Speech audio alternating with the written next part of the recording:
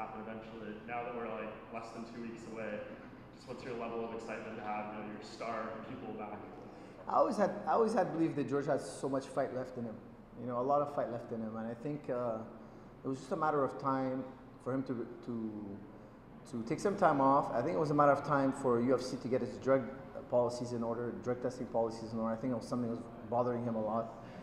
And I think it was also a lot of negotiations, you know, back and forth negotiations, both sides agreeing on the terms of the fight, in terms of money, date, etc. So that's why it took so long. You know, it has been 4 years, but those three things had to be aligned, and I think they are now, and that's why we're having the fight. And he's had a couple hiccups. I mean, he hurt his knee, right, and then his eye as well. He dealt with some things. How have you had to, you know, work around the fighter he was, say, against Johnny Hendricks, against the one coming in this fight? You know, it's always been the case that there's hiccups here and there, but it's true that now that he's older, the hiccups are more serious. You know, I think after his first ACL tear, it was a big wake-up call for all of us to tell ourselves, hey, you know what, there's a certain amount of miles you could put on a human body.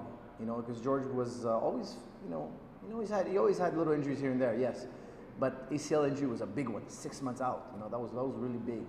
So, and then it happened again a year and a half later. So that was another major setback for George in his fighting career. And I think now we've learned that we have to respect the body's limits. Yeah, he was basically saying as much as it was in here. I was talking about the post-fighting life with brain damage and all those kind of things. Just how has he differed his training in terms of, you know, maybe changing sparring methods, all those different kinds. You know, when you're young and you're up and coming, you gotta put in some hard training. You know, to a reasonable extent. I think the new generation of fighters, they're too rough. They get injured way too much, and then they're just too rough in the practice room. They need to mature and start to learn that technique is more important, and a little bit of rough training. Why? Because you don't have that many fights, so you don't know the intensity of a fight. George has been fighting since he's 6 years old. He's been competing since he's 6 years old. He's been training since he's 6 years old. He understands what fighting is. You know, he's logged in over 5 hours in cage fighting. You know, so I mean, he's got plenty of time in the octagon. For him, it's more of a tune-up than it is training and changing his game. You know, of course, we're always doing that to a certain extent, but not the same level as somebody training for 4 or 5 years. But then after you have 10, 15, 20 years of training, you got to mellow out on the body. You know, the body has put in what it can put in. Now it's more about the mind. It's more about tuning up. It's more about getting in shape physically, and not so much about the hitting and being rough. He seems to have no concern about ring rust. How do you prepare someone who hasn't fought in 4 years? I mean, I'm sure this is new even for you, dealing with that. You know, if he had a limited amount of experience, I believe it could be a major issue. But again, he's been competing since he's 6, 7 years old. So for him, it's like riding a bike. You know, I don't believe the ring rust is an issue in this fight, in this particular fight. Firas, I'm not sure exactly what you're saying there, but obviously, I heard USADA, TRT. Yeah, what I'm saying is Bisping was always the best. Yeah. After USADA, now we know he's really the best. Okay. Because they weeded out a lot of possible influencers on that category. Mm-hmm. Is it a coincidence that Bisping is the best after USADA? Is it a coincidence? That's my question to you. Yeah. And I don't think it is. I think that you know, the weight cut difference, not just drugs, but the weight cut difference, all these things changed. They changed the category. They did. And Bisping has now risen to the top. So I really think he's the best. He's the best middleweight.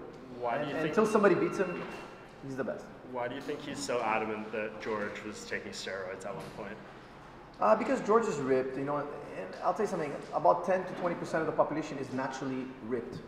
And George just happens to be one of those people. You look at him as he was growing up, when he was young, he's just naturally ripped. His body type is ectomorph.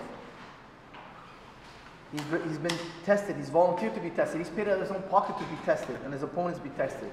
And he never failed one single test. So just because somebody's lean and extremely competent in fighting doesn't mean they're on drugs.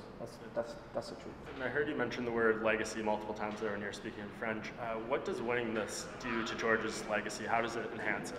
I think it cements him as the greatest fighter of all time.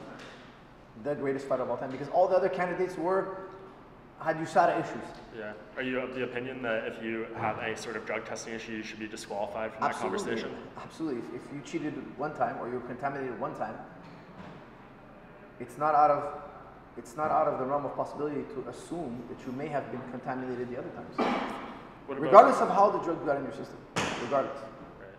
Firas, this is a big event for yourself. Like you obviously, I've said to George, he's had big events himself. He's had, but this one, like you've got biggest event of the year. You got George on the headliner, but you've also got your own brother as well. Like, is this a crazy? It's going to be crazier than you've ever done before.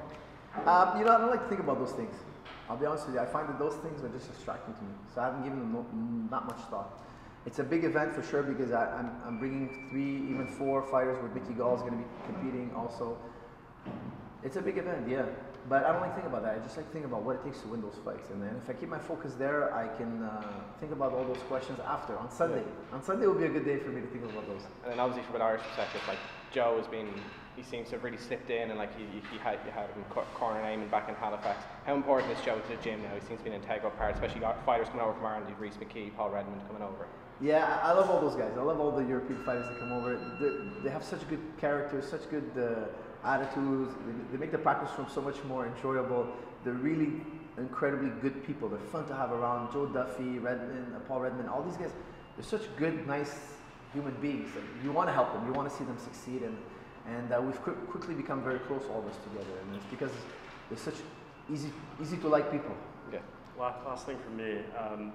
There's been a lot of talk, if George wins this, Conor McGregor fight could happen sometime down the line. Dana even said, if they each win their next fight, maybe a fight after that could happen. George himself said he's not going to call it a smaller guy. It's not his style, but you're here. What do you think? Is that a fight I would love to see that see fight. As a fan, I would love to see that fight. Now, George won't call out a smaller guy. I think that's classy. And McGregor, not smaller as in skill or whatever. Yeah. Physical weight size, size, something objective. And McGregor's a phenomenal fighter. He's a true legend of the sport. He's a 2 division weight champion. You can't say anything enough good about him. He can challenge George. If he wishes to fight George, all he has to do is challenge George. And I'm sure that the fans want to see that. And if the fans want to see it, the vast majority of fans, it'll happen. People said Mayweather versus McGregor would be impossible, but you know what? The majority of the fans out there wanted to see it, the vast majority, and it happened. So if Mayweather St. McGregor St. Pierre can happen, Mayweather St. Pierre also can happen. The fans want to see it. I know someone we know. Whatever the fans want to see, the vast majority of fans are going to dictate what happens, I think, in the end, and they have to ask for it. That's all it is. Last question for myself. This time next year, obviously, if George come back, Joe's just signed a big contract for 7 or 8 fights, whatever it is. Do you see a couple of champions, 2, 3 champions in this gym this time next year? Maybe Rory with Bellator as well? That's right. My goal for everybody here is to be champion. And there's training and then there's talent. We got to mix those two together. We got to discover our talents and rebuild a formula that everybody's talent here brings them to the top. Not just the top 15, not just the top 10, but not just the top 5, to be world champion. And of course, we're in that pursuit. I think everybody in the game is in that pursuit, and eventually we'll have our day in the sun over and over. Merci. All right, thank you guys.